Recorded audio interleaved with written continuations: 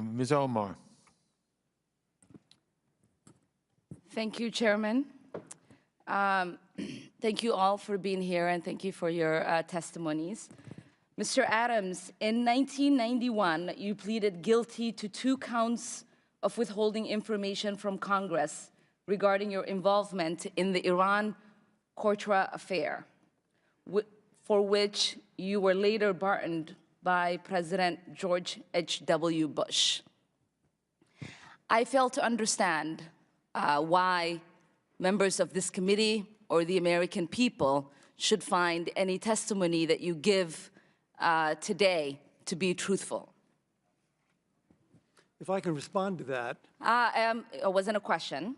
On February, that was not a question. That was I reserve the right to my time. It is not right. That was not a question. question. Committee can attack on February 8th, who is not permitted to reply.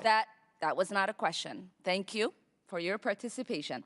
On February 8th, 1982, you testified before the Senate Foreign Relations Committee about U.S. policy in El Salvador. In that hearing, you dismissed as communist propaganda report about the massacre of El Mozote, in which more than 800 civilians, including children as young as 2 years old, were brutally murdered by U.S.-trained troops. During that massacre, some of those troops bragged about raping a 12-year-old girl before they killed them. Girls before they killed them. You later said that the U.S. policy in El Salvador was a fabulous achievement. Yes or no, do you still think so? From the day that President Duarte was elected in a free election to this day, El Salvador has been a democracy. That's a fabulous achievement. Yes or no, do you think that massacre was a fabulous achievement that happened under our watch? That is a ridiculous question, and I yes or no? No. I will Chairman, take that as a yes. I am not going to respond to that kind of personal attack, which is not a question.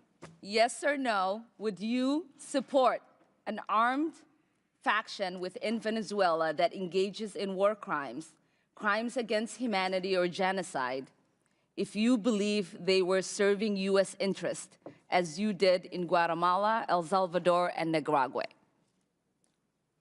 I am not going to respond to that question. I'm sorry. I don't think this entire line of questioning is meant to be real questions, and so I will not reply.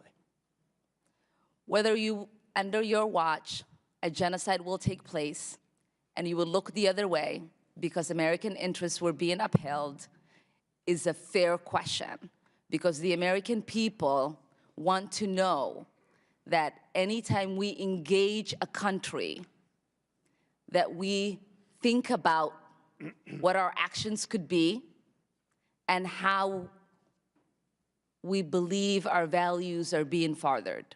That is my question. Will you make sure that human rights are not violated and that we uphold international and human rights?